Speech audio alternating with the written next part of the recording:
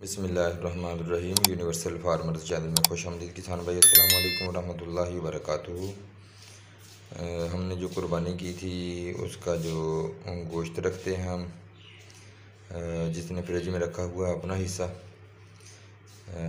वो बर्फ़ जम जाती है और बर्फ़ से जब निकालना हो तो बर्फ़ जमी हुई जो है वो अलहदा नहीं होता।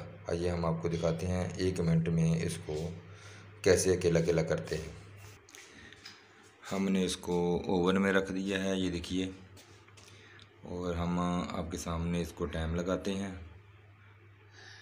1 मिनट का टाइम लगाएंगे, तकरीबन ये 60 सेकंड लगते हैं, 30 और 30, और 60 सेकंड में आप देख लेना, ये बिल्कुल बोटियाँ अकेली अकेली हो जाए। अल्हम्दुलिल्लाह, आप देखिए ये आपके सामने टाइम लगाया है और अब इस 40 सेकंड बाकी हैं।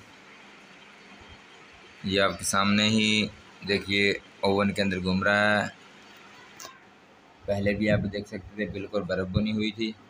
और अगर आप इसको मीट पर लगाते हैं, जो बकरे के गोश्त के लिए पकाने के लिए ओवन के अंदर टाइम लगाया जाता है, तो वो तो 1 मिनट बहुत ज़्यादा होता है। फिर उसमें अगर कुकर में पकाते हैं तो फिर उसमें टाइम का हिसाब किताब नहीं रहता, क्योंकि ये 1 मिनट में बहुत ज़्यादा फ़र्क पड़ता है गोश्त को। सिर्फ हमने इसको थोड़ी सी गर्माइश देनी है।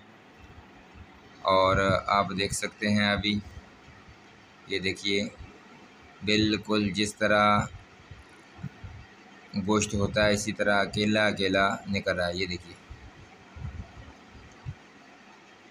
देख सकते हैं, क्योंकि बाहर ज़्यादा गर्माइश रहती है, ओवन के ऊपर गर्माइश का वो हीटर होता है, एक साइड पे होता है, तो इसलिए ये देखिए ऊपर की जो गोश्त है वो अकेला हो चुका है, और जो साइडों पे है अभी देखिए उसमें है सही बर्फ़, लेकिन ये है कि वो अकेला हो जाता है।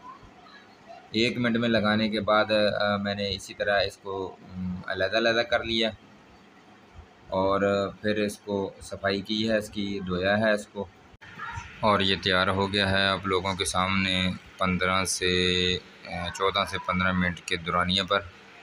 आप देख सकते हैं बिल्कुल बोटियाँ भी बिल्कुल सही हैं।